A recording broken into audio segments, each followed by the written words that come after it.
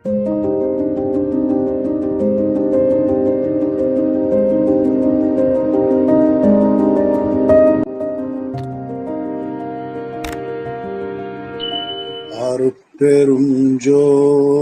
அருட்பெருஞ்சோதி தனிப்பெரும் கருணை அருட்பெருஞ்சோதி எல்லாம் செயல் கூடும் என்னானை அம்பலத்தே எல்லாம் వల్లాం తనయే ఏత్తు. అమ్మా లాస్ట్ వీక్ కొద్దిగా స్పీడ్గా ఉండింది క్లాసు అని ఒక అభియోగం. కాబట్టి ఈసారి మొన్న చెప్పిన ఆకలి యొక్క అవస్థ నుండే తిరిగి కంటిన్యూ చేస్తున్నాను. దయచేసి శ్రద్ధగా వినండి. జీవులకు ఆకలి అధికమైన కాలములో జీవజ్ఞానము వికసించక మసకబారును. కళ్ళు బయర్లు గమ్ముతున్నాయి, చీకటి, ఆకలి, నా వల్ల ఏమి కాలేదు అని చెప్పడం మనం విని ఉంటాము. కొన్నిసార్లు ఆ అవస్థ మనము అనుభవించుంటాము. కాబట్టి ఆ రకమైన ఒక స్థితి ఆకలి ఎక్కువైనప్పుడు ఏర్పడుతుంది. ఆ మసకబారిన జ్ఞానమైన భగవత్ శక్తి అదృశ్యమగును. అప్పుడు దేవుడు ఆడ గుడి ఉంది బా, ముక్కుడు ముఖేష్ పోదాం అంటాడు. దేవుడు వద్దు, ఏం వద్దు, నాకు ఆకలి ఎక్కువగా ఉంది అంటాం. అంటే అప్పటికి మనకు ఏ ఇది గాని న్యాయము ధర్మము అన్నీ కూడా నశించిపోతుంది అనమాట. ఆ ఆకలి బాధ అటువంటిది. అక్కడ ఏమరా అంటే దైవ భక్తి కూడా మొత్తం మనకు కలుగదు, అట్లా కూడా మనకు మనసుపోదు. ఎప్పుడు ఆ కరుణ దయ ఇటువంటిదంతా కూడా మనలో ఉండాలంటే మనకు ఆకలి సమయంలో ఆకలి తీర్చుకున్న తర్వాతనే అవన్నీ ప్రతిదీ జ్ఞాపకం వస్తుంది అనమాట. ఆ భగవత్ శక్తి అదృశ్యమై మరుగుపోయినప్పుడు పురుషతత్వము కృషించును. పురుషతత్వం అంటే అన్ని మంచి విషయాలన్నమాట. సొసైటీకి మనం చేసే విషయాలన్నీ ఏది కూడా గుర్తుకు రాదు. ఇతరులకు ఏ సహాయం చేయాలన్నా కూడా మనకు దాని మీద మనసు పోదు. ఒక్క ఆకలి తీర్చుకుంటే పైనే ఉంటుందన్నమాట. కాబట్టి అది కృషించినప్పుడు ప్రకృతి తత్వము మసకబారుతుంది. ప్రకృతిగా మనము మన ప్రకృతి ఏది, మన క్యారెక్టర్ కూడా టోటల్గా ఏమి చెయ్యాలా అనే పరిస్థితి కూడా మనకు అర్థం కాదన్నమాట. మన నిజమైన మన క్యారెక్టర్ని కూడా మనం మర్చిపోతాం. అది కనపడినప్పుడు అంటే ప్రకృతి తత్వము లేనప్పుడు గుణములు మార్పు చెందును.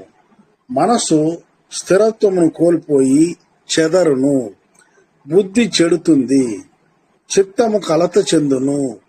అహంకారం నశించును. ప్రాణము గిర్రను తిరుగును. భూతములన్నీ బాధపడును. వాత పిత్త శ్లేష్మములు తమ స్థితిలో మార్పు చెందును. వాతము, పిత్తము, శ్లేష్మము ఒక వాటికి విధించిన ఆ దీని ప్రకారం లోపల ఉంటేనే మనిషి ఆరోగ్యంగా ఉంటాడు. ఏది ఎక్కువైనా తక్కువైనా ఈ మూడిట్లో మనిషికి కొన్ని రోగములు సంభవిస్తుంది. ఈ మూడు కూడా ఇప్పుడు దాని పరిధి దాటి కానీ తక్కువ కానీ ఎక్కువ కానీ అవుతుంది. కాబట్టి ఒళ్ళు కూడా చెడేదానికి స్టార్ట్ అవుతుంది. నేత్రములు లోనికి వెళ్లి గుంటలుగా కనబడును. చెవులు వినికిడి శక్తిని కోల్పోవును. నాలుక ఎండిపోవును. చర్మము సన్నగిల్లి స్పర్శను కోల్పోవును. కాళ్ళు చేతులు శక్తిహీనమై తడబడును. మనకేమరంటే ఎప్పుడు కళ్ళు బయర్లు కప్పుతుందో మనము అడుగు ముందుకు వేయలేము. గమ్మని పడుకుందాము అనిపిస్తే పడుకుంటాం. మనం ఏమి ఇది కాదు. అదే ఆకలికి మనం ఏదైనా కొద్దిగా తిన్నామంటే మనకు ఆటోమేటిక్గా అన్నీ కూడా బాగవుతుంది. చర్మము సన్నగిల్లి స్పర్శను కోల్పోవును. కాళ్ళు చేతులు శక్తిహీనమై తడబడును. వాక్కు యొక్క ధ్వని మార్పు చెందుతుంది. మాటలు తడబడును. మల జల మార్గములు నీరసించును. అంటే ఒంటికి దొడ్డికి పోయేదంతా కూడా దాని యొక్క ఇది నీరసంతో ఉంటుంది అన్నమాట. సరిగా దాన్ని కూడా మనము బయటికి విడవజాలము. శరీరము నల్లబడును, రోమములు నిక్కబొడుచుకొనును, నరములు మెత్తబడును, నాడులు తమ సహజతను కోల్పోవును, ఎముకలు లోపల నల్లబడి కీళ్ళనియు దృఢత్వమును కోల్పోవును, హృదయము వేడి వలన ఉడుకునట్లు అగును, మెదడు కృషించును, శుక్లము ఎండిపోవును, కాలేయము కరిగిపోవును, రక్తము నీరు ఎండును. రక్తము నీరు ఎండిపోవును. లోపలనే మనకేమరంటే దేహంలో ఏమవుతుందిరా అంటే ఒక నీళ్లు లేని పరిస్థితి, అంటే తేమ లేని పరిస్థితి ఏర్పడుతుంది అన్నమాట. మాంసం మెత్తబడి తన సహజత్వమును చెడును, కడుపు బగబగ మండును, కోపతాపములు ఎక్కువగును. క్యారెక్టర్ కూడా మారుతుంది అన్నమాట. అన్నిటి మీద మనకు ఒక విసుగు కోపము ఏర్పడుతుంది. ప్రాణము వదిలిపోవటకు చేరువగానున్న వృత్తులు అనుభవములు మరీ ఎక్కువగా కనబడను. ఆకలి వలన ఎన్ని అవస్థలు కలుగుట జీవులన్నిటికీ ఒకే విధముగా ఉండను. అన్ని జీవులకు ఆకలి వలన కలుగు బాధలు ఈ రకంగానే ఉంటుంది. ఇన్ని అవస్థలు ఆహారము లభించినప్పుడు భుజించి ఆకలి తొలగినప్పుడు తొలగును. అప్పుడు అన్ని తత్వములు మెరుగుపడి మనస్సు చల్లబడి జ్ఞానము కలిగి అంతర్గతంలోను ముఖములోను జీవ కళయు దైవీకమైన కళయు ఎక్కువై సాటి లేని తృప్తి ఆనందము కలుగును. ఇటువంటి ఆనందమును కలిగించే పుణ్యమునకు దేనిని సమానంగా మనం చెప్పగలము? We cannot compare it. ఆ విషయంలో మనకు ఆకలి తీరునప్పుడు ఆ ఆకలి తీర్చిన వ్యక్తిని మనము ఏ రకంగా కంపేర్ చేసి ఆయన్ని చెప్పగలము? ఈ పుణ్యకార్యమును చేసే పుణ్యాత్మను ఏ దేవునికి సమానమైన వాడు అని చెప్పగలము? అన్ని దేవతలకు మేలైన భగవంతుని అంశమని సత్య ప్రమాణంగా తెలుసుకునవలేము. అప్పటికి అతనే దేవుడు. మన ప్రాణం కాపాడినప్పుడు వైద్యులు దేవుడుగా అనిపిస్తాడు. అట్లాగే ఇక్కడ మన ఆకలిని తీర్చిన వాడు కూడా దైవ సమానుడుగా మనకు అనిపిస్తున్నాడు. ఇందువలన నరక బాధ, జనన బాధ, మరణ బాధ అను మూడు కలిసి ఏర్పడు బాధయే ఆకలి బాధ అనేది మనము తెలుసుకోవాలి. ఏదేది? నరక బాధ, జనన బాధ, మరణ బాధ, ఈ మూడు కలిసిందే ఆకలి బాధ. అంతర్గతము, బాహ్యము, మధ్యము, క్రింద, పైన, ప్రక్కలు మొదలైన వాటి అంత నిండి ఏకకాలం నందును మార్పు లేని మోక్ష ఆనందమే ఆహారం వలన కలుగు తృప్తి ఆనందము అని తెలుసుకునవలెను. మన యొక్క అంతర్గతము అంటే లోపల, బాహ్యము, మధ్యము, క్రింద, పైన, ప్రక్కలు మొదలైన వాటి అందు నిండి ఏ కాలం నందును మార్పు లేని మోక్ష ఆనందమే ఆహారం వలన కలుగు తృప్తి ఆనందము అని తెలుసుకునవలెను. ఇదే మనకు రెడీగా ఉండే ఆహారం అయితే ఇవన్నీ మనకు తెలియదు. ఎక్కడైనా మనం ఇరుక్కుపోయి అక్కడెక్కడ హోటలు లేదా వేరే ఏది కూడా మనకు దొరకని ప్రదేశం అయితే ఆటోమేటిక్ గా ఇన్ని బాధలు మనం అనుభవించి ఆ బాధల్లో ఎవరైనా మనకు అన్నం పెడితే, ఆకలి తీర్చితే అప్పుడు ఏర్పడు సుఖం నాకు ఏది ఈక్వల్ కాదు. అటువంటి ఆ సుఖాన్ని కలిగించిన వ్యక్తి ఏ దేవుడికి సమానమైన వాడు అవుతాడు. అన్ని దేవుళ్ళకి అన్నా పైగా ఆయన్ని ఉంచాలి. ఒక సినిమాలో కూడా ఎవరో గోదావరి నదిలో పోతా ఉంటారు, నాగేశ్వరరావు సినిమా అనుకుంటా. అందులో పడవలో వీళ్ళు అనుకున్న టైం చేరలేక అక్కడ ఒకడు కట్టలుగా డబ్బు తీసి ఇస్తాడు. నాకు ఆకలిగా ఉందియా, నాకంత అన్నం కావాలా, ఎవరైనా పెట్టండి, ఈ డబ్బంతా తీసుకోండి అన్నట్టు. ఎవరు ఉండేది పడవలో ఒక 15-20 మంది ఉంటారు, అందరూ ఆకలితో ఉన్నారు, ఎవరు ఇస్తారు? అటువంటి పరిస్థితి ఏర్పడిపోతుంది. ఆ ఆకలి అని కానీ ఎవరికైనా వస్తే అది పరిస్థితి అన్నమాట. కాబట్టి అటువంటి ఆకలిని తీర్చిన వాడు దైవ సమానుడు. తర్వాత ఇటువంటి ఆకలిని ఎందుకు పెట్టాడు దేవుడు? దేవుడు మనల్ని సుఖంగా పెట్టాలా అనుకునే మనల్నంతా కూడా ప్రాణం పోసి చైతన్యాన్ని ఇచ్చి ఈ దేహాన్ని ఇచ్చి సంతోషంగా ఉండండి రా అనేసి పెట్టాడు. కానీ ఆకలిని ఎందుకు ఇచ్చాడు? ఆకలి లేకున్నా జీవులు ఆహారం గురించి ఒకరినొకరు ఎదురు చూడరు. ఒకరికొకరు పలానాడు వాడు ఒక మనిషే, నేను ఒక మనిషే అట్లనే పరిస్థితి. వాడితో మనం స్నేహం చేద్దాము, వాడితో మనము రిలేషన్షిప్ కలుపుకుందాము అనే ఆలోచన కూడా రాదు ఎవరికి వారు.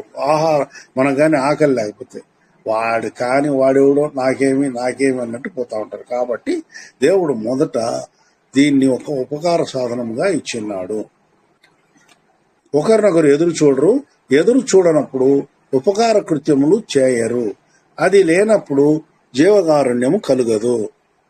అది బయల్పడినప్పుడు ఆ జీవకారుణ్యము బయల్పడినప్పుడు భగవత్కృప లభించదు. భగవత్కృప కావాలంటే జీవకారుణ్యం రావాలి. జీవకారుణ్యం కావాలంటే ఉపకార కృత్యం చేయాల. ఉపకార కృత్యం చేయాలంటే ఏమంటే ఆకలి అనున్నది ఒక ఉపకార సాధనంగా ఉంటే తప్ప ఇవన్నీ జరగదు. మనకి ఇప్పుడు డబ్బులు కనుక్కునే దానికి ముందు ఎవరా అంటే మనము వస్తువుల మార్పిడి ఉండేది అనమాట.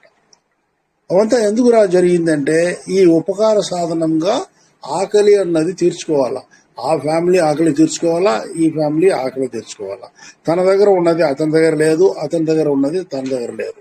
కాబట్టి ఒకరికొకరు ఎక్స్చేంజ్ చేసుకుని ఆ ఆకలి అనేది లేకపోతే ఎవరు పని చేయరు, ఎవరు ఏది ఒకరిని చూసి ఒకరు మర్యాద ఇవ్వరు, కొట్లాడుకుంటా ఉంటారు. ఒక శాంతము ఇటువంటిది ఏది ఉండదు. ఒకరికొకరు ఉపకార గుణములు కూడా ఉండవు అన్నమాట.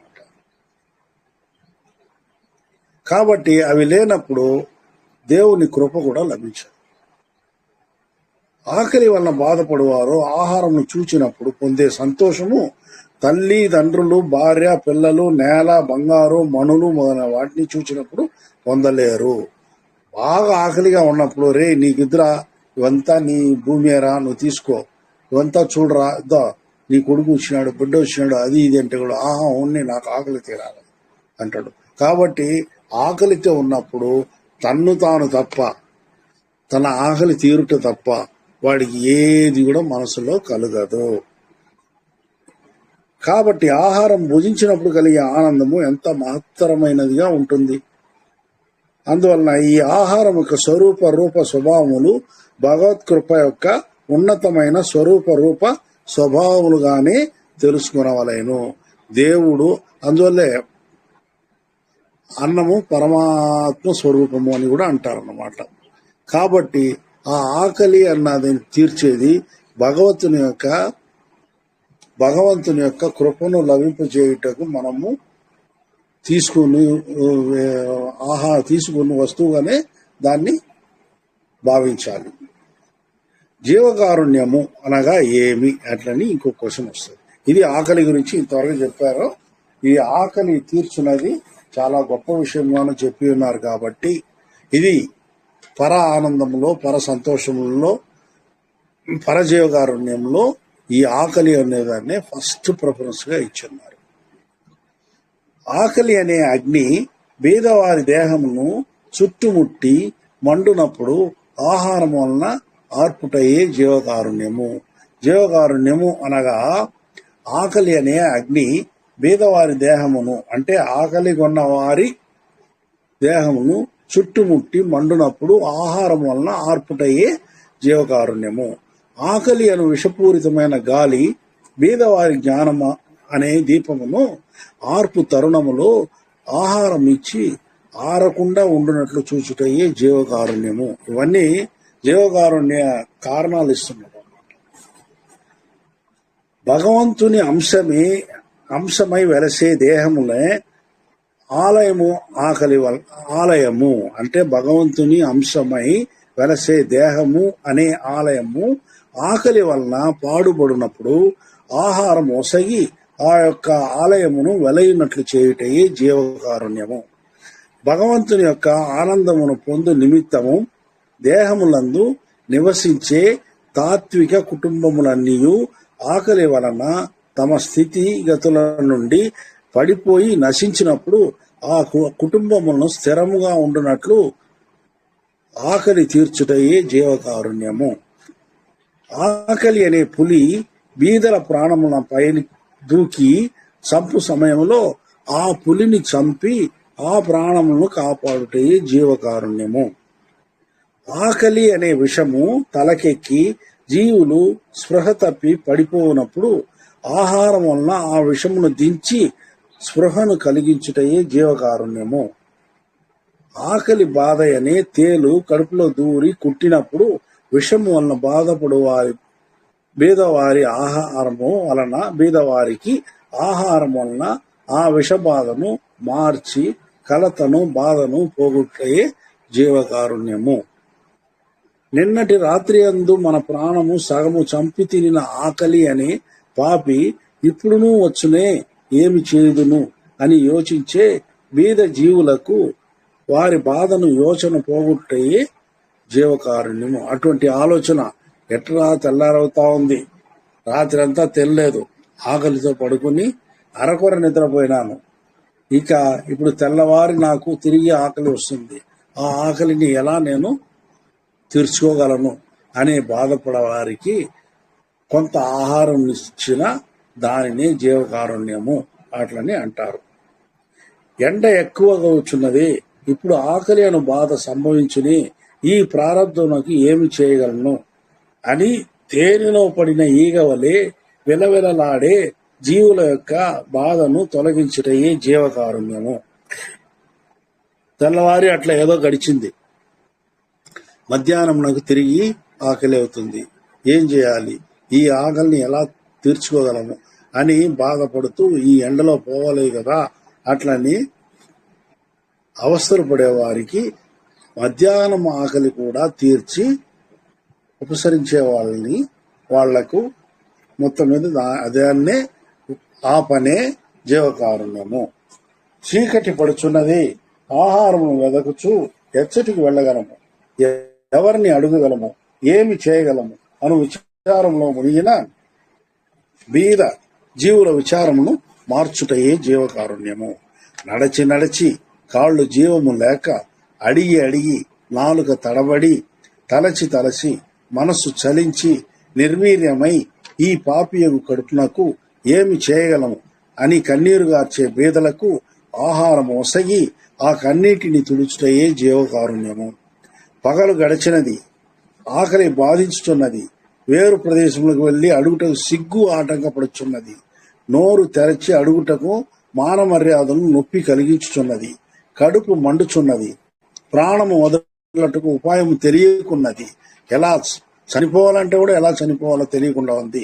అట్లని ఈ జన్మ ఎందుకు ఎత్తినాను అని మనస్సు ముఖము వాడిపోయి వివరించుటకు మాటలు రాక స్వప్నము గన్న మూగవారి వలె మనస్సునందు మదనపడే మానస్సులైన జీవులకు ఆహారము ఇచ్చి వారి మనస్సును మానమును ఆకలిని తీర్చుటయే జీవకారుణ్యము. వారిని అట్లా కాపాడుటయే జీవకారుణ్యము.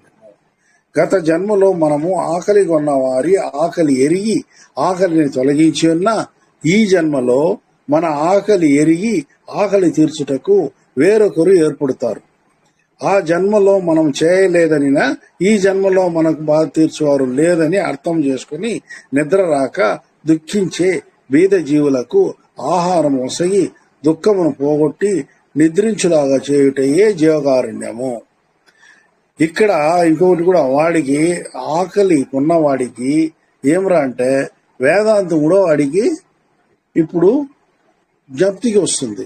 అయ్యో, నేను పోయిన జన్మలో ఎవరు ఆకలి అన్న వాడికి ఈ లేకుండా పోయినానో ఏమో, నాకు ఈ జన్మలో దేవుడు ఆకలి తీర్చకుండా ఈ రకంగా ఆకలితో నన్ను బాధపడేటట్టు చేసినాడే అని కూడా అతని మనస్సుకు ఆ వేదాంత ఇది కనిపిస్తుంది అన్నమాట.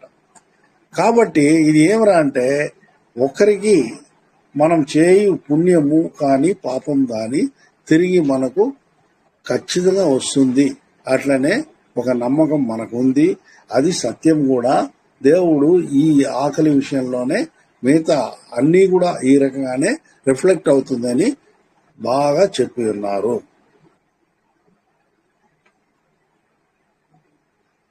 దేహమునందున్న అన్ని నరకములు పైకి కనబడగా ఆకలి వలన కృషించి ప్రాణము కడతేరునట్లై స్పృహ తప్పే కాలమునందును అన్యులను యాచించుటకు మనస్సు రాక. కొంతమంది ఎట్లా పోవాలని అడిగేది, అన్నం లేదు అనేసి అన్నం వేయండి అనేసి ఆ రకంగా ఉండేవాళ్ళు చాలా మంది ఉన్నారు. జంకుతో మనస్సు రాక యోచన చేసి అగ్నిలో పడుకొని నిద్రించే వారిలాగా పొత్తి కడుపులో జఠరాగ్నిని ఉంచుకొని పడుకునే వివేకవంతులకు ఆహారము ఇచ్చి ఆ జఠరాగ్నిని ఆర్పుటయే జీవకారుణ్యము. అటువంటి వాళ్ళకు కూడా అందువల్లే చెప్తారు, వడలూరు ఆ ప్రాంతంలో పోతే గమ్మనున్న వాళ్ళంతా అడుగుతారన్నమాట ఈ ప్రిన్సిపల్ పైన. అయ్యా మీరు భోజనం చేసినారా, లేకపోతే ఇదిగో భోజనం ఉంది అనేసి ఇచ్చేవాళ్ళు ఉన్నారు. అది అక్కడ ఆ ప్రదేశం వరకే ఉంది ఎక్కువగా. మిగతా చోట్ల ఏదో ఉన్నాడు అన్నట్లు వెళ్ళిపోతున్నారు. ముందు అన్ని ఊర్లలో ఉండేది. ఇళ్లలో గ్రామంలో కానీ పట్టణాల్లో కానీ ఒక రకమైన నగరంలో కానీ తిన్నెలు ఉండేది.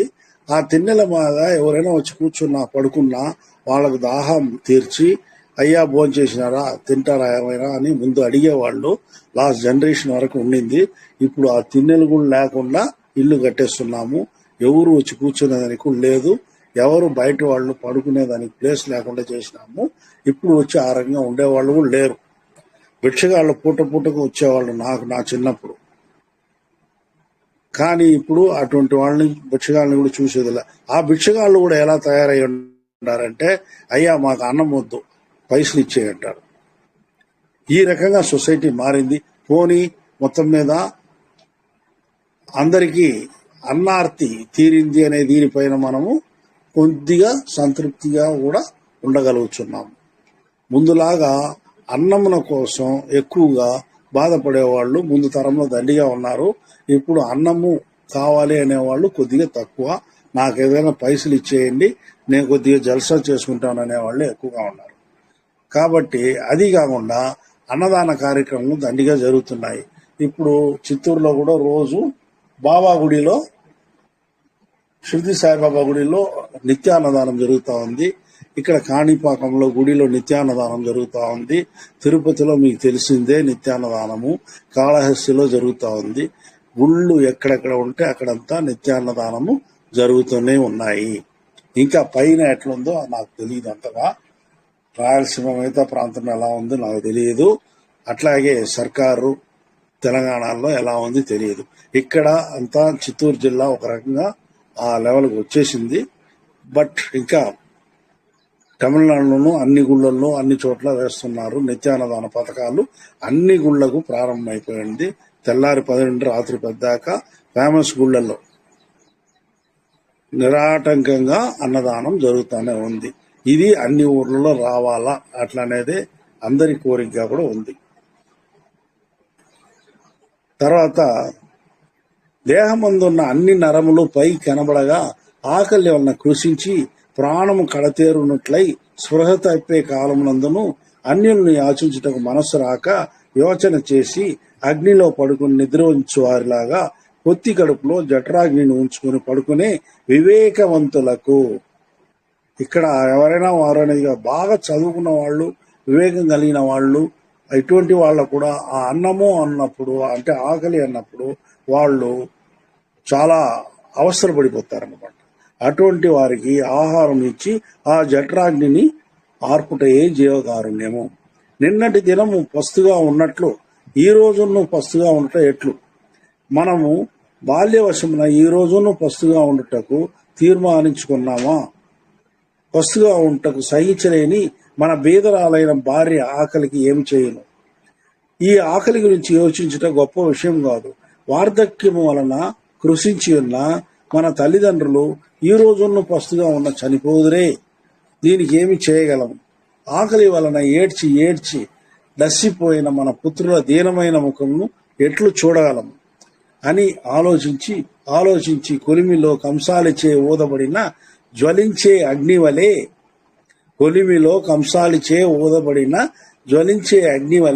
ఆకలి అగ్నియు, భయ అగ్నియు, విచార అగ్నియు, లోపల దహించుచున్నగా ముఖముపై చేతులుంచుకొని కన్నీరు కార్చుచు దుఃఖించుచున్న బీదవారికి ఆహారమును సమకూర్చి వారి బాధను మార్చున్నదే జీవకారుణ్యము.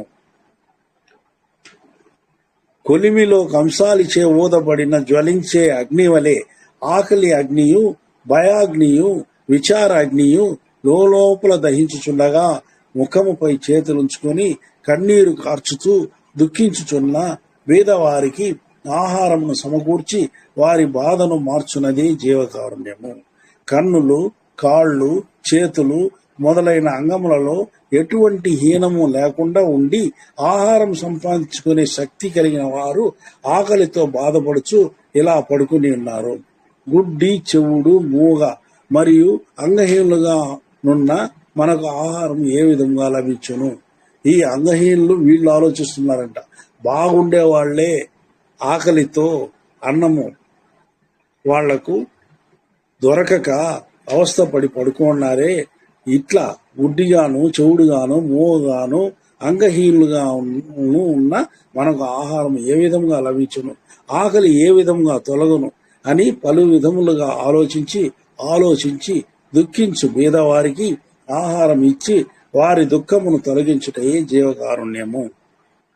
ఆకలితో బాధపడువారు ఏ దేశం వారైనను, ఏ మతమునకు సంబంధించిన వారైనను, ఏ జాతి వారైనను, ఏ కృత్యములు చేయవారునను, ఏ భాష వారైనను వారి వారి జాతి, మత, దేశ, భాష, కృత్యముల గురించి ఆలోచించకుండా అన్ని జీవులందు ఉన్న భగవంతుని అంశము ఒక్కటై ఉండుట వలన వారి వారి సచ్చీలతకు తగినట్లు వారి ఆకలిని నివారించే జీవకారుణ్యము. అక్కడ డిఫరెన్స్ మాత్రం ఉండకూడదు. ఎక్కడైనా కానీ ఈవెన్ పెళ్లి బంతుల్లో కూడా ఆకుని చూడాలనే గాని ఆ ఆకు ముందర ఉన్న మనిషి ఎవరని చూడకూడదు. కానీ దురదృష్టవశాన ఏ మనుషులకు, వాళ్ళకు తగిన మనుషులకు, వాళ్ళకు తెలిసిన వ్యక్తులకు మాత్రము వడ్డింపు విధానంలో చాలా డిఫరెన్స్లతో జరిగిపోతా ఉంది. ఇది క్లియర్ గా మనం గమనించవచ్చు. ఆకును చూడాలి గాని మనిషిని చూడకూడదు. ఆకులో ఒకటి ఎక్కువ ఒకటి తక్కువగా పెట్టబడి ఉంటే ఆ ఎక్కువ తక్కువని సమానం చేయాలి. ఇది నిజమైన జీవకారుణ్యం. కానీ దురదృష్టవశంగా ఆకలి లేని వాళ్ళు కూడా తినే పరిస్థితిగా ఉంటే కూడా వాటిల్లో చాలా డిఫరెన్సెస్ ఉన్నాయి. ఇది మొత్తం మీద దీన్ని మొదట మనము కరెక్ట్ చేయాలి. ఇది బాగా ఆలోచించండి. మీరు కూడా ఎక్కడైనా కూడా ఫంక్షన్స్ లో ఆడా తెలిసిన వాళ్లకు ఒక రకంగా వేస్తూ పోతారు, తెలియని వాళ్ళకి ఏదో ఒక ముక్కుబడిగా వేస్తూ పోతారు. కాబట్టి ఇవి అన్ని చోట్ల ఉన్నాయి. ఇటువంటివి లేకుండా చేయాలి. ఎందుకంటే అది అన్నము భగవత్ స్వరూపము. ఆ చేసే ఆ అన్నము వండేది కూడా భగవత్ యొక్క సేవ, దేవుని సేవ. ఆ సేవలో తనవాడు తనకు కానివాడు అన్నట్టు చేసుకుని పోయేది మహాపాపము. అది వాళ్లకు తెలియడం లేదు. కాబట్టి ఇక్కడ బీదవారికి ఆహారం ఇచ్చి వారి దుఃఖంను తొలగించడే జీవకారుణ్యం. ఆకలితో బాధపడేవారు ఏ దేశం వారు అది చెప్పేసినాము.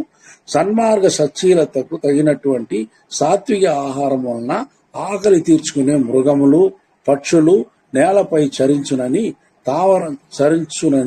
తావరములు మొదలైన జీవులకు ఉన్న ఆకలి కలిగినప్పుడు ఆకలిని తీర్చుట అంటే చరించు జీవులకి, స్థావర జంగములకు వాటి ఆహారములు వేరుగా ఉన్నా కూడా వాటికి ఆ ఆహారాలని ఇచ్చుట ఉత్తమమైన జీవకారుణ్యము.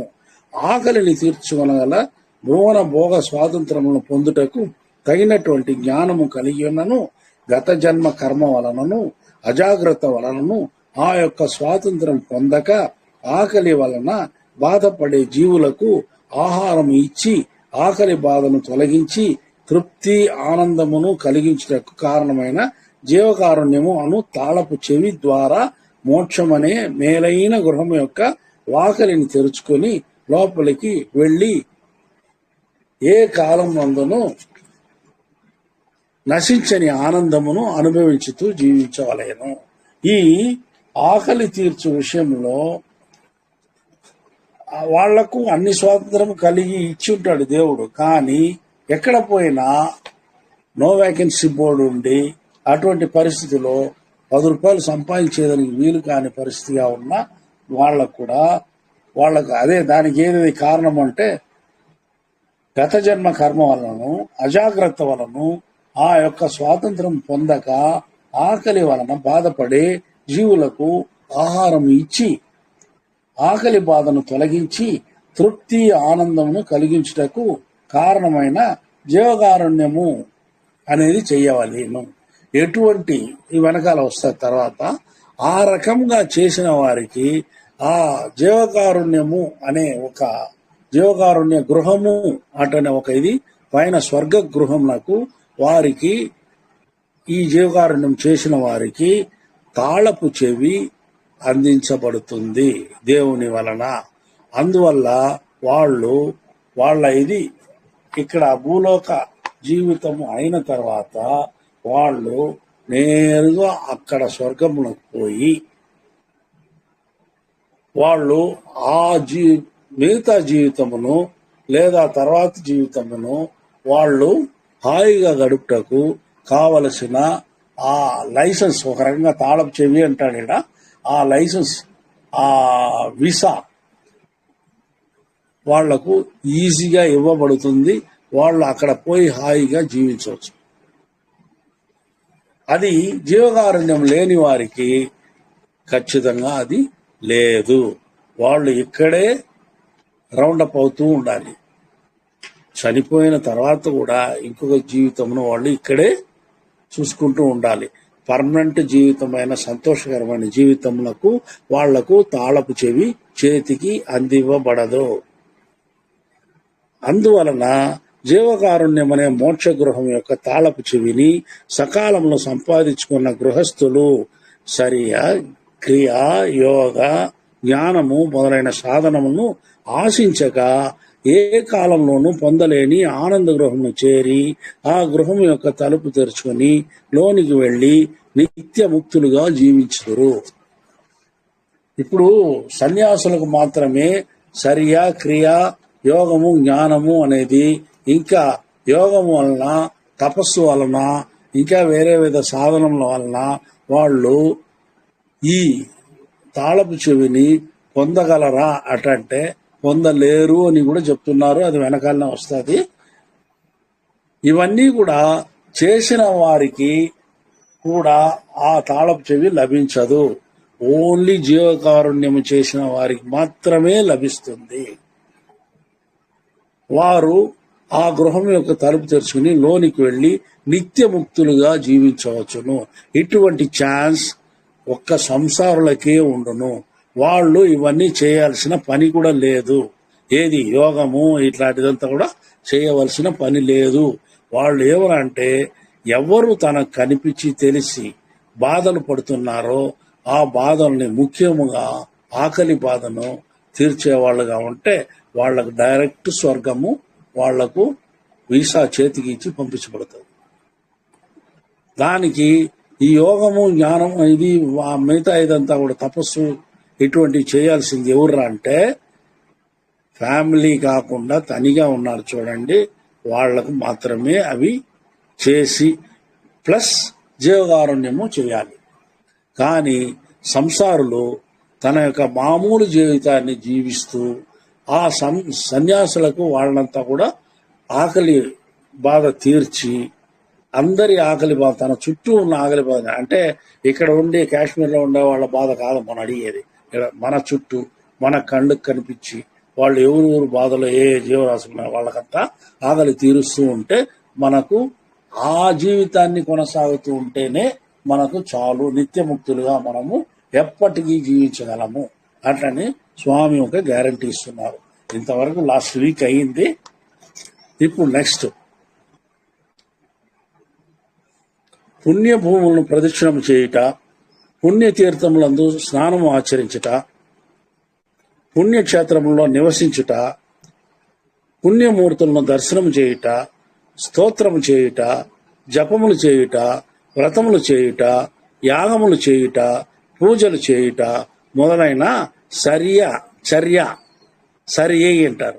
క్రియలను చేసి ఆ వ్రతం ఆచరించి వారు భక్తులు నిద్ర ఆహారములను వీడి విషయ వాసనను తొలగించి ఇంద్రియములను అణచి మనోలయము చేసి యోగములోనున్న యోగులు అనంతమైన శక్తులను పొందిన సిద్ధ పురుషులు అన్ని బంధములను వీడి బ్రహ్మానందమును పొందిన జ్ఞానులు జీవకారుణ్యం అనే తాళపు చెవిని సంపాదించుకొనలేకున్నా ఇంతటి చేసేవాళ్ళు కూడా జీవకారుణ్యము చెయ్యకపోతే మోక్షమన మేలైన గృహ సమీపమునకు చేరువుగా ముందు వెనకలుగా వెళ్లి వేచియుండి మళ్లీ ఆ తాళపు చెవిని సంపాదించుటకు తిరిగి భూలోకమునకు వచ్చి పుట్టి కాని ఆ మోక్ష వాకిలి తెరుచుకొని లోనికి వెళ్లి జీవించలేరని సత్య ప్రమాణంగా తెలుసుకునవలేను అంటాడు. ఎంతటి వారైనా ఎటువంటి వారు పుణ్యభూమును ప్రదర్శన చేయుట అంటే క్షేత్రాటన చేసేవాళ్ళు కానీ పుణ్యతీర్థములతో ఇప్పుడు పుష్కరాలకు పోయి ప్రతి పుష్కరాల్లోనూ స్నానం ఆచరించేవాళ్ళు కానీ పుణ్యక్షేత్రంలో నివసించేవాళ్ళు ఇప్పుడు ఈ మధ్య ఎక్కడెక్కడి నుండో తిరుపతి, కాళహస్తి, ఇంకా కాణిపాకం, తిరువన్నామలై ఇటువంటి చోట్ల చాలా మంది ఆ పుణ్యక్షేత్రంలో నివసించాలనేసి అక్కడక్కడ సైట్లు కొని ఇళ్లు నిర్మించుకొని చాలా మంది వచ్చి చేరుచున్నారు.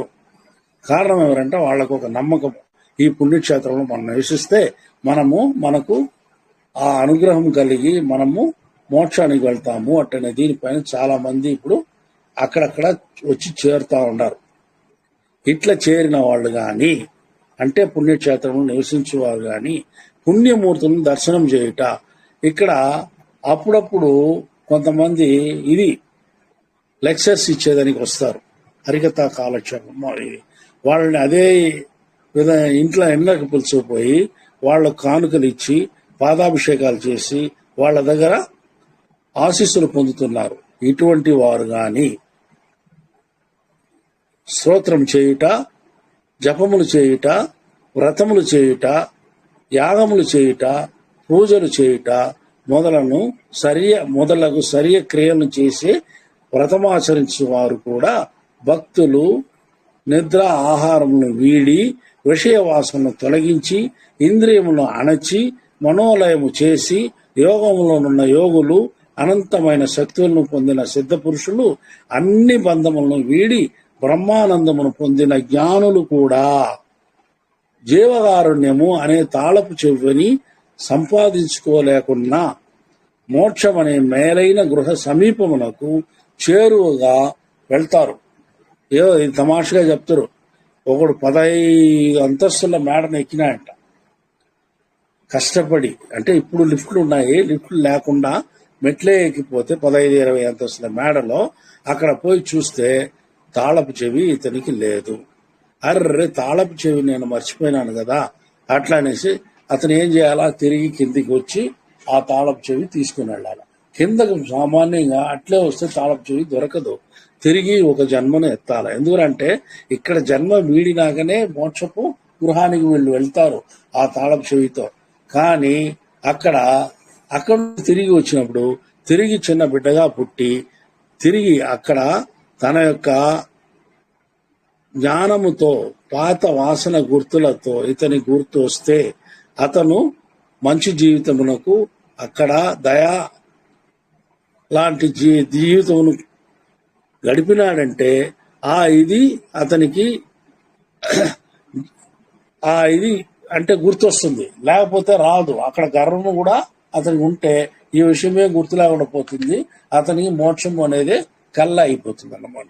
కాబట్టి ఏం చేయాలా, తిరిగి కిందికి వచ్చి ఈ రకంగానే జీవించి పాత అంటే ముందు జన్మ రకంగానే జీవించి అప్పుడు జీవకారుణ్యం కూడా చేసి ఆ క్వాలిఫికేషన్ పొందిన తర్వాతనే ఇతను మోక్షానికి పోయేదానికి ఛాన్సెస్ ఉంది, లేకపోతే లేదు. కాబట్టి మనం ఇక్కడ జాగ్రత్తగా మన చేతిలో ఉండే జీవితము ఇది. కాబట్టి ఇప్పుడు మనము జీవకారుణ్యముతోనే మనము జీవించవలయను. ఈ జీవకారుణ్యం ఏముంది వచ్చే జన్మలో చూసుకుంటామంటే ఆ తర్వాత ఎటువంటి జన్మ వస్తుందో నెంబర్ 1. మనిషిగా పుట్టినా మనము ఒకవేళ చైనాలో పుట్టినాము అనుకోండి, ఇది రాదు. ఇంకెక్కడైనా పుట్టినాము అనుకోండి, రాదు. మనకి ఇక్కడే ఉంటే గాని ఈ విషయాలు అర్థం కావు. మనకు మోక్షం అనేది మర్చిపోవాల్సిన పరిస్థితి ఏర్పడుతుంది. కాబట్టి అందువల్లే స్వామి ఏమంటాడంటే, you do it now it self అంటాడు. ఏదైనా కానీ ఇప్పటికిప్పుడే స్టార్ట్ చేయను. లేకపోతే నువ్వు నెక్స్ట్ జన్మాని పోస్ట్పోన్ చేసినావంటే తర్వాత ఆ జన్మలో నువ్వు ఎట్లా ఉంటావు, ఈ పరిస్థితి నీకు గుర్తుంటుందో రాదో. కాబట్టి మనం చేయాల్సింది ఈ జీవకారుణ్యాన్ని మన యొక్క ప్రాణపదంగా చేసుకున్నామంటే మనము ఎక్కడ పుట్టినా కూడా మనము అనుసరించే ఛాన్స్ ఉంటుంది, దేవుడు కల్పిస్తాడు. కానీ ఏదో చెయ్యాలనుకున్నట్టు చేసేది మాత్రం చేస్తే అది అంతగా మనకు ఎప్పుడూ గుర్తుండదు. అందువలన జ్ఞానము కలిగిన జీవులందరికీ జీవకారుణ్యమే భగవంతునికి చేయు ఆరాధన అని గ్రహించవలేను. నామ సంస్మరణ లేదా కూర్చుని భజన చేయడము, ఇది ఏదైనా చేయడము, లేదా వేరే విధమైన క్రియలు చేసి ఏదో కళ్యాణోత్సవం జరిపినా ఇంకో ఉత్సవం జరిపినాను, ఇవన్నీ పూజలు కాదు. జీవకారుణ్యమే నిజమైన పూజ అంటాడు. జీవకారుణ్య సచ్చీలత కలిగి ఇహలోక భోగములన్నీ అనుభవించే గృహస్థులందరూ సర్వశక్తులు గల భగవంతుని కృపా కటాక్షమును పొందుతారు. మనము జీవకారుణ్యము చేయుటకు మన సంసారంలో ఎటువంటి ప్రాబ్లము లేదు. ఇంకా మన సంసారంలో భార్య, తాను, బిడ్డలు, ఇంకా తల్లిదండ్రులు, అన్నదమ్ములు, అక్కలు, చెల్లెళ్ళు అందరూ కూడా బాగా క్షేమంగా ఉండగలుగుతారు, ఆరోగ్యంగా ఉండగలుగుతారు. దీంట్లో పోయేది ఏం లేదు. వీలైనంత జీవకారుణ్యంతో మనం బ్రతికితే మన చుట్టూ ఉన్న చుట్టములు కానీ మన వాళ్ళు కానీ అందరూ బాగుంటారు. ఇదే జీవకారుణ్యం కూడా మనకు మోక్షమును పొందే ఛాన్స్గా కూడా ఉంటుంది. వీరన్నీ ఏది కూడా ఏ యోగం కానీ ఇది కానీ సపరేట్గా చేయాల్సిన అవసరం లేదు అట్లని అంటాడు. దాని యొక్క సారాంశం అదే. పోయేది, కూర్చునేది, నేను ఇంతసేపు తపస్సు చేసినా, ఇంతసేపు అది చేసినాను అట్లనేంత కూడా అవసరం లేదు అంటాడు ఆయన. జీవకారుని సచ్చీలత కలిగి ఇహలోక భోగములన్నీ అనుభవించే ఇహలోక భోగములు ఏది కూడా నువ్వు వదలవలసిన అవసరం లేదు. అన్నీ ఆ గృహస్థులందరూ సర్వశక్తులు గల భగవంతుని కృపా కటాక్షములను పొందగలరు. భువన భోగమును అనుభవించే సంసారులందరూ సర్వశక్తిమంతుడైన భగవంతుని కృపకు పాత్రులగుదురు. నువ్వు ఏది కానీ నువ్వు నీ జీవితం నుండి నువ్వు తీసేయాల్సిన అవసరం లేదు, ఎక్సెప్ట్ నాన్ వెజ్ ఫుడ్. ఇది కానీ చేసినామంటే మనం ఇంకేమి కూడా మన సంతోషాన్ని ఏది ఆటంకము కలిగించుకోవాల్సిన అవసరం లేకుండా మనకు అన్నీ కలుగుతుంది. మనం గుడికి పోయి కూడా ఏమడుగుతాం దేవుణ్ణి? స్వామి, నేను బాగుండాలా, నా భార్య బాగుండాలా, నా పిల్లలు బాగుండాలా, మా ఇంట్లో వాళ్ళు బాగుండాలా, ఇదే కదా అడుగుతాము. ఎవరైనా కానీ నాకు పరలోకంలో నేను బాగుండాలి, నాకు నెక్స్ట్ జన్మ లేకుండా ఉండాలి, నాకు మోక్షం కావాలి, ఇలా అడుగుతున్నామా? ఎవరో ఒకరిద్దరు అడగొచ్చు, ఒకవేళ చెప్పలేము, అందరి తరపున మాట్లాడలేము కదా, ఒకరిద్దరు ఉంటారు. కానీ మనం సాధారణంగా స్వామి ఈ పరీక్ష నేను పాస్ అయిపోవాలా, నాకు గొప్ప ప్రమోషన్ రావాలి, ఇదే కదా అడుగుతాము. ఇవన్నీ ఆటోమేటిక్గా జరిగిపోతుంది అంటాడు స్వామి. నువ్వు జీవకారుణ్యంతో ఉంటే, తప్పులు చేయకుండా ఉంటే, పాపములు చేయకుండా ఉంటే, జీవకారుణ్యంతో కైండ్నెస్ విత్ దయా ప్రేమ కలిగి ఉంటే, నువ్వు అన్ని భూలోక భోగభాగ్యములు అనుభవిస్తూ నీకు ఆటోమేటిక్గా ఇది వచ్చేస్తుంది అంటాడు. ఆ మోక్షం అనేది నీకు సాధన అవుతుంది అంటాడు. కాబట్టి సర్వశక్తిమంతుడైన భగవంతుని కృపకు పాత్రులవుతారు. జీవకారుణ్య సచ్చీలత లేకుండా జ్ఞానము, యోగము, తపము, వ్రతము, జపము మొదలైనవి చేయువారు భగవంతుని కృపా కటాక్షములకు లేశమాత్రమైనను పొందలేరు. వారిని ఆత్మదర్శనం పొందిన వారుగా తలచుకునరాదు. జీవకారుణ్యం లేకుండా చేసే కార్యములన్నీ ప్రయోజనము లేని మాయాజాల కృత్యములే అని తెలుసుకునవలెను. ఎంత బాగా కొడతా ఉన్నాడు చూడండి. జీవకారుణ్య సచ్చీలత లేకుండా జ్ఞానము, యోగము, తపము, వ్రతము, జపము మొదలైనవి చేయువారు భగవంతుని కృపా కటాక్షములను లేశ మాత్రమైనను పొందలేరు. వారిని ఆత్మదర్శనము పొందిన వారుగా తలచుకొనరాదు. జీవకారుణ్యం లేకుండా చేసే కార్యములన్నీ ప్రయోజనం లేని మాయాజాల కృత్యములే అని తెలుసుకొనవలేను. అర్థమైందా? మనము పోయినాము, మేము పలానా గుళ్ళో ఇంత పెద్ద ఉత్సవం జరిపినాము, ఇట్ట చేసిన ఇంత పెద్ద లడ్డు ఇచ్చారు, ఇంత ఇది ఇచ్చినారు, జిలేబీ ఇచ్చినారు, వడ ఇచ్చినారు, ఇంత పెద్ద పూలమాలను వేసి నన్ను సత్కరించినారు, అట్లనంతా చెప్పుకోవచ్చు. అంతేగాని దానివల్ల ప్రయోజనము శూన్యము అంటాడు. జీవకారుణ్యముతో మెలగవలేను. జీవులందరూ భగవంతుని సహజ సత్య స్వరూప అంశములు కలవారగుట వలనను వారి వారి స్థలమునందు భగవత్ అంశము కలిగి ఉండట వలనను గృహస్థులు తమ తల్లి, తండ్రి, భార్య, పిల్లలు, ఇతరులు మొదలైన కుటుంబ సభ్యుల ఆకలి మాత్రమే తీర్చగల అల్పశక్తి గల గృహస్థులు తమ తల్లిదండ్రులు, భార్యా బిడ్డలు, ఇతరుల ఆకలిని తీర్చక వారిని ఆకలితో అలమటించేలా వదలి అన్యుల ఆకలిని తీర్చుటకు ప్రారంభించుటయు. ఇక్కడ ఏదిరా అంటే, మన ఇంటికి ఎవరో ఒకరో ఇద్దరో నలుగురో వచ్చేసారు ఆకలి ఉన్న వేళ. మన దగ్గర ఎంత ఉంది, మనకేమరా అంటే పెద్దగా డబ్బు ఉన్నవాళ్ళం కాదు, ఆయా పూటకు ఏదో తెచ్చుకుని తినగల పరిస్థితిలో ఉన్నాము. అటువంటప్పుడు మన ఇంట్లో వాళ్ళను పస్తు పెట్టి వచ్చిన వాళ్ళ ఆకలి మాత్రం తీర్చుట తప్పు. అట్లే వచ్చిన వారి ఆకలి తీర్చకుండా మాకు అంత శక్తి లేదు అటనేసి మన ఇంట్లో వాళ్ళ ఆకలి మాత్రం తీర్చుకోనుట అది కూడా తప్పే అంటాడు. ఇప్పుడు నలుగురికి అన్నం ఉంది, ఇంకొక నలుగురు వచ్చేసారు, కొద్దిగా తీసుకుని ఆ అన్నాన్ని 8 మంది పంచుకుని తినవచ్చు, అది ఒక పద్ధతి. అట్లా లేకపోతే కూడా ఏం చేయాలంటే, వేరే ఎవరైనా మనకు అక్కడికి అన్నము, ఇప్పుడు అన్నదాన కార్యక్రమం జరిగే చోటు కానీ, లేదా వేరే ఎవరైనా మన ఫ్రెండ్స్లో, మన బంధువుల్లో స్తోమత కలిగిన వాళ్ళ దగ్గర పోయి, ఏ మరి వచ్చేసారండి, వాళ్లకు అన్నం కావాలా, అట్లని అన్నం తెచ్చైనా వాళ్లకు వెయ్యాలి. అంతేగాని ఎవరు కూడా పసులు వాళ్ళు వచ్చారని మన ఇంట్లో వాళ్ళు పసులు ఉండకూడదు.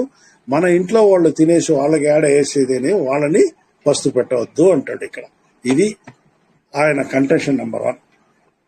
నెంబర్ 2, తమను ఆకలి తీర్చమని కోరి వచ్చిన అన్యుల ఆకలి తీర్చక వారిని ఆకలితో అలమటించేలా వదిలి కుటుంబ సభ్యుల ఆకలిని మాత్రమే తీర్చుకుంటా భగవంతునికి సమ్మతం కాదు. ఇట్లా చేసేది కూడా తప్పే అంటాడు.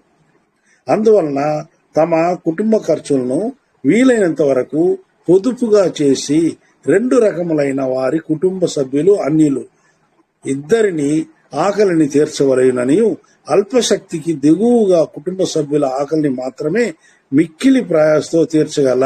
ఎందుకంటే ఆ ఆకలి కూడా, కుటుంబ సభ్యుల ఆకలి కూడా సాధారణంగా మామూలుగా వచ్చేది తీర్చగల శక్తి లేని వాళ్ళు చాలా ప్రయాసంతోనే వాళ్ళకు కూడా అన్నం పెడుతున్నాను నేను మా ఫ్యామిలీలో ఉండే వాళ్ళకి అనే పరిస్థితులు ఉన్న వాళ్ళు తమ కుటుంబ సభ్యుల ఆకలిని మాత్రం తీర్చుకొని తమ ఆకలి తీర్చమని కోరి వచ్చిన వారి విషయంలో మరి ఒకరి సహాయంతో ఆకలి తీర్చుటకు ప్రయత్నం చేయవలెను.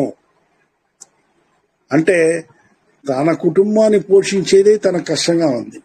అటువంటప్పుడు ఈ ఆకలి ఇంకో కుటుంబాన్ని ఇంకొకరికి కూడా తీర్చేదని నేను అసక్తుడనై ఉన్నప్పుడు నేను ఏం చేయాలంటే ఇంకొకరి ద్వారా ఆ ఆకలి తీర్చే ప్రయత్నం చేయవలేను. లేదా వారికి వాళ్ళ దగ్గర తీసుకుపోయి వదిలి వాళ్ళు తీర్చకపోతే అప్పుడు వాళ్ళ ఆకలిని తీర్చే పరిస్థితి ఇంకేదిరా అని ఆలోచించగలను. ఏదీ లేకపోతే భగవంతుడా నేను ఈ రకంగా ఉన్నాను, వాళ్ళ ఆకలి తీర్చలేని పరిస్థితిలో ఉన్నాను, వాళ్ళ ఆకలి తీర్చే పరిస్థితి కల్పించు అనేసి మనం ప్రేయర్ చేయాల్సి వస్తుంది.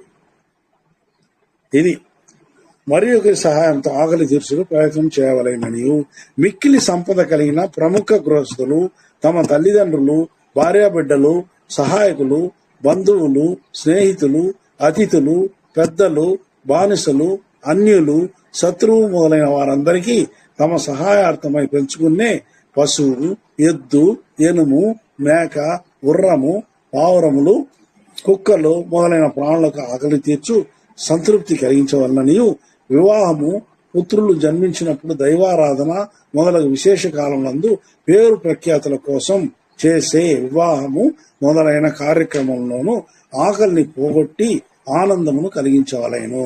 ఏమరంటే 5 లక్షలకు కూడా 24 hours మ్యారేజ్ హాల్స్ ఉన్నాయి. దాన్ని ఈజీగా సంతోషంగా ఇచ్చేస్తాడు. కానీ ఒక 100 మంది ఆకలితో ఆ కళ్యాణ మండపం పక్కన తెల్లారు నుండి పస్తులు ఉంటారు. వాళ్ళ ఆకలి గురించి ఆలోచించారు. ఇది జరుగుతూ ఉంది ఇప్పుడు కూడా. ఎందుకంటే వాళ్ళు తన స్టేటస్ తగిన వాళ్ళుగా లేరు కాబట్టి they don't allow them for even taking food. ఇది ఇప్పుడు కూడా జరుగుతూ ఉంది.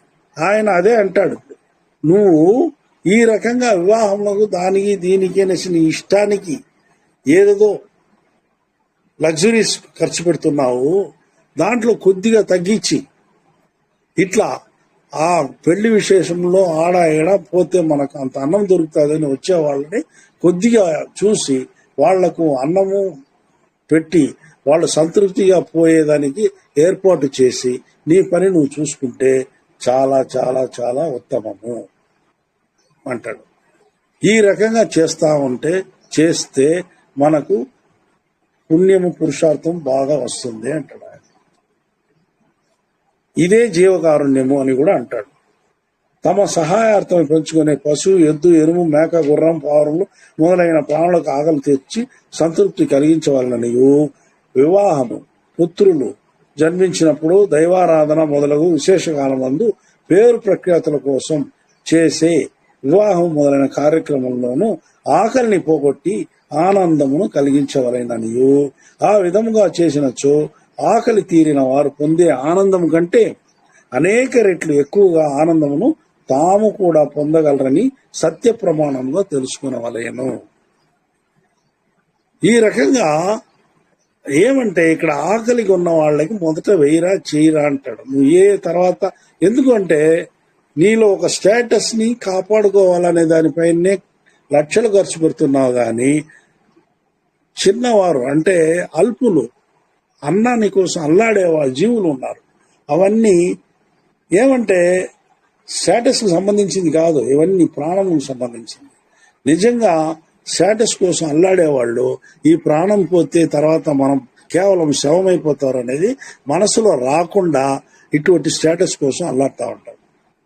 అవి లేకుండా ఆ వచ్చిన వాళ్ళ అన్నం, ఇంతమందికి అన్నం తన స్టేటస్కి ఈక్వల్గా ఫ్రెండ్స్, రిలేషన్స్ వాళ్ళని వీళ్ళని పిలిచి బ్రహ్మాండంగా 1కి 10 స్వీట్లు 5-6 ఇది కూల్ డ్రింక్స్ అవి ఇవి పెట్టి అన్ని చేస్తున్నావే, దాంట్లో ఒక చిన్న భాగము వాళ్లకు అన్నము మామూలుగా ఆ మామూలు అన్నం పెట్టేదానికి ఎంత ఖర్చు అయిపోతుంది. కానీ వాళ్ళ పక్క తిరిగి కూడా చూడరు. వాళ్ళకి అన్నం పెట్టేది కూడా స్టేటస్ తక్కువ అనుకుంటాడు. కానీ అదే వెనకాల ఇంకా చెప్తూ వస్తాడు తర్వాత. అటువంటి విశేషం టైంలో వాళ్ళ ఇంట్లో కానీ ఆ వచ్చిన వాళ్ళలో కానీ లేదా వేరే ఏదైనా కానీ ఒక చిన్న సంఘటన, చెడు సంఘటన జరిగిపోతే అంతటి విశేషము, అంతటి కోలాహలము స్టాప్ అయిపోతుంది. అప్పుడు ఏం చేయగలవురా నువ్వు అంటాడు. కానీ ఆ తర్వాత ఇట్టి ఒక ప్రశ్న వేశాక ఇంకోటి చెప్తాడు ఆయన. నిజంగా నువ్వు ఆ జీవకారుణ్యంతో ఇంత లగ్జూరియస్ గా చేస్తూ అట్లాగే ఆ ఆకలి అనే వాళ్ళకి ఆకలి తీరుస్తూ ఇచ్చినావంటే నీకు అటువంటి చెడు సంఘటనలు నీ విశేష కాలంలో సత్యముగా జరగదు. అట్లని కూడా ఒక గ్యారంటీ ఇస్తున్నాడు. ఒకవేళ జరిగిపోతే మొత్తము ఎట్లా దుఃఖ సమాధానంలో మునిగిపోతావు, అటువంటి సంఘటనలు జరగకుండా ఉండేదానికి ఆ ఆకలికి ఉన్నవారి ఆకలి తీర్చు. అట్లనేది ఈ మొత్తం మీద ఈ చాప్టర్లో వస్తుంది. అది కూడా ఇది కొంచెం ముందుగా చెప్తున్నాను నేను. ఇక్కడ వాళ్ళు పొందే ఆనందం వరకు ఇప్పుడు మనం చూస్తున్నాం. గృహస్థులు వివాహములు మొదలైన విశేష కార్యక్రమంలో పందిరి అలంకరణకు, ఆ స్థలంలో పలు రకమైన కార్యక్రమాలకు, కొంతమంది పాట కచేరి, అది ఇది ఇంకా వేరే కథలు, ఈ వ్రతములు పనికిరాని వ్రతాలంతా కూడా కొన్ని ఉన్నాయి. ఆ వ్రతములు చెప్పేదానికి ఎక్స్ట్రాగా కొంచెం ఇంకొక రోజు కూడా పొడిగించుకుంటారు. విశేష కార్యక్రమం ఆ స్థలంలో పలు రకమైన కార్యక్రమాలకు, ఆట పాట ఊరేగింపు మొదలైన వినోదముల కొరకు అప్పము, చిత్రాన్నము మొదలైన వాటితో విందు భోజనములు విశేషంగా ఖర్చు చేసి సంతోషంతో మునిగి తేలుతున్న సమయమున కడు బీదవారి ముఖమును చూసుటకును సమ్మతించరు. ఇటువంటి సంతోష సమయములందు వారికైనను కుటుంబ సభ్యులు లేక వారి సహాయకులకైనా ఒకానొక సమయంలో ఆపదలు సంభవించిన అప్పుడు అన్ని సంతోషములను కోల్పోయి దుఃఖించెదరు. అలా దుఃఖించే సమయంలో అలంకరించిన పందిరి, పలు రకములైన కార్యక్రమములు, ఆట పాట ఊరేగింపు, వాద్యము, మేళదాళము మొదలగు వినోదములు, అప్పము, చిత్రాన్నము మొదలైన విందు భోజన పదార్థములు వచ్చే ఆపదను నిలుపుట ఎప్పుడు చూడలేము. ఇవన్నీ నిలుపుతాయా వచ్చే ఆపదని అడుగుతాడు. అవన్నీ నిలపు, అవి కూడా వేస్ట్గా కూడా అయిపోతాయి.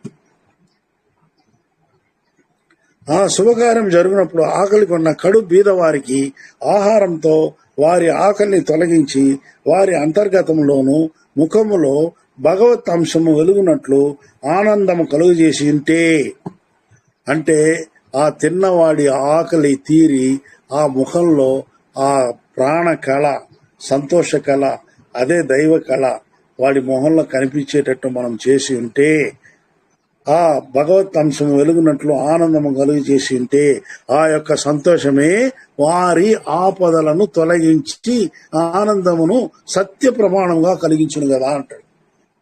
అటువంటి వారికి మొదట వారికి వెయ్యండి.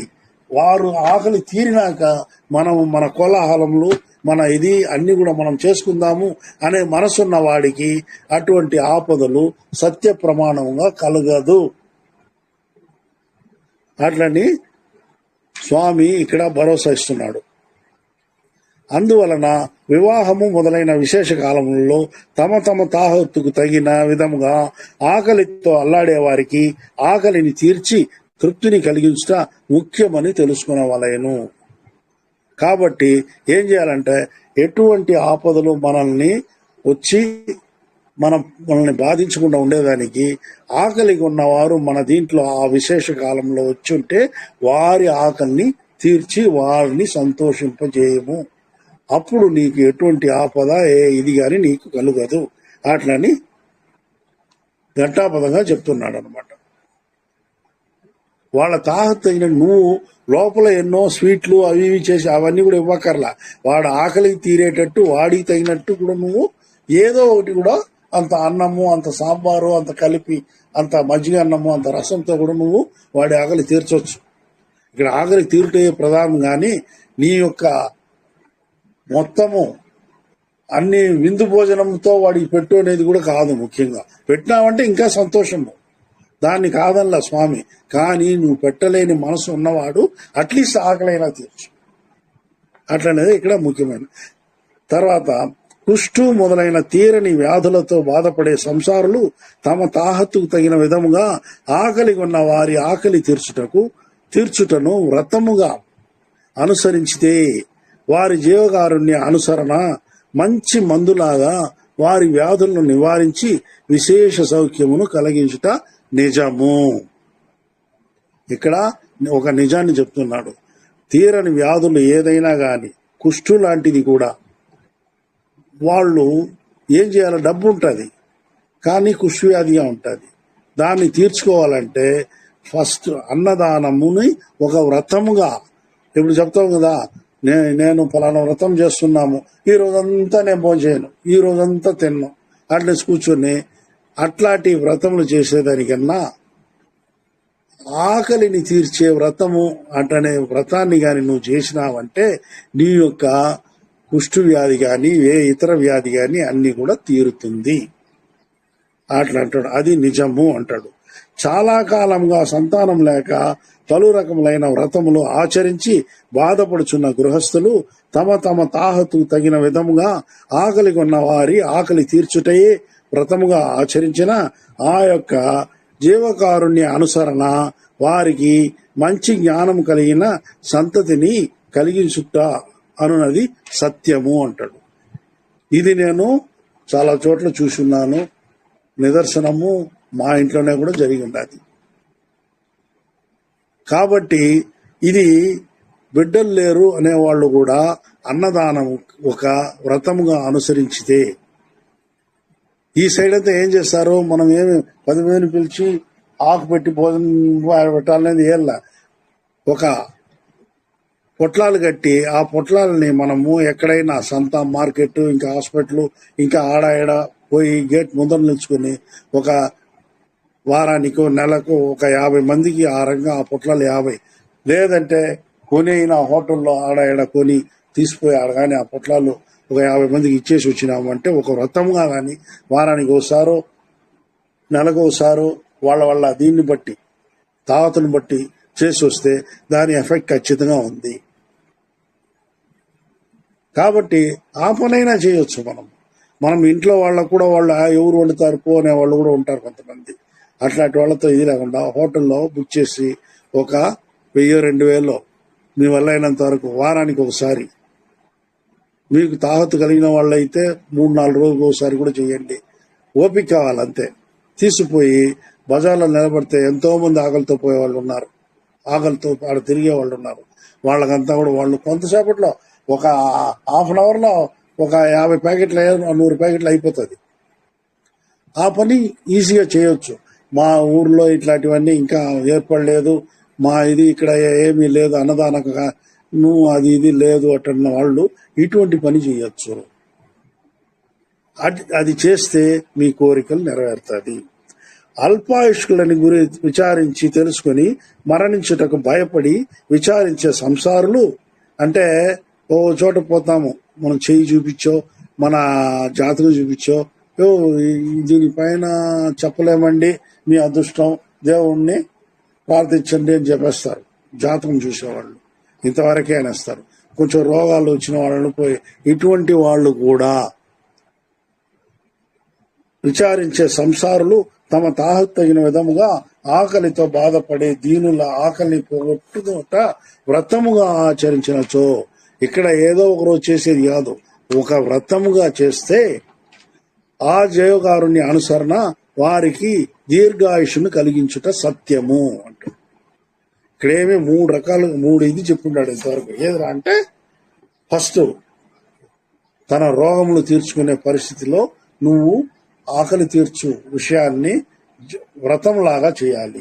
అట్లాగే సంతానం లేని వాళ్ళు దాన్ని ఆకలి తీర్చు విషయాన్ని వ్రతముగా చేయాలి. అట్లాగే అల్పాయుషులు కూడా ఇదే రకంగా ఆకలి తీర్చు విషయాన్ని ఒక వ్రతములాగా చేయాలి. ఇలా చేస్తే మీకు ఆయా ప్రాబ్లమ్స్ నుండి విడుదల కలుగుతుంది. అది సత్యము అంటాడు. అట్లాగే విద్య, జ్ఞానము, టైం అయింది అనుకుంటాను, అయినా ఈ కొంచెం ఉంది చెప్పేస్తాను, వద్దులేండి, దాని కంటిన్యూషన్ ఉంది. ఇంకా నెక్స్ట్ వీక్ చూద్దామంటే చూద్దాము.